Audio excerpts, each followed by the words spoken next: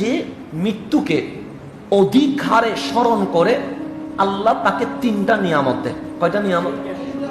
মরতে তো হবে, তো স্মরণ করতে কি কোনো ঝামেলা আছে? নাই। সুতরাং আমরা যারা মরণকে স্মরণ করব, আল্লাহ আমাদেরকে কয়টা নিয়ামত দিবে? 1 নাম্বার দ্রুত তওবা করার সুযোগ দিবে।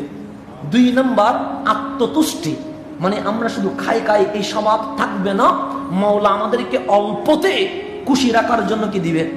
সুযোগ দিবে।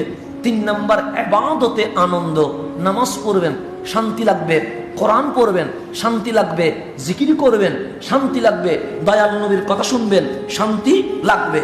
আর যে মৃত্যুকে ভুলে যায় আল্লাহ 3টা শাস্তি দেয়। কয়টা শাস্তি? 1 নাম্বার তাকে তওবার ব্যাপারে সিদ্ধান্তহীনতা, মানে এই করবো তো, এই ভালো হবো তো, এরকম করতে করতে করতে করতে আর তওবা করার কি হয় না? সুযোগ হয় না। 2 নাম্বার অধৈর্য, তাকে আল্লাহ কোনো ধৈর্য দেয় না। বিল্ডিং হয়েছে, গাড়ি লাগবে, গাড়ি হয়েছে, ফ্যাক্টরি লাগবে, এরকম শুধু অধৈর্যের মধ্যে আছে, একটার উপর একটা বাড়াচ্ছে, কিন্তু এরপরেও সন্তুষ্টি নাই। 3 নাম্বার ইবাদতে অলসতা, কারণ আপনি যখন দুনিয়ার প্রেমে পাগল হয়ে গেছেন, আপনার কাছে ইবাদত এটা ভালো লাগছে না, আপনার কাছে ইবাদত এটাকে আপনি ডিনাই করছেন। সেই জন্য আল্লাহ তাবারক ওয়া তাআলা আমাদেরকে সঠিকভাবে ইবাদত করার তৌফিক দান করুক।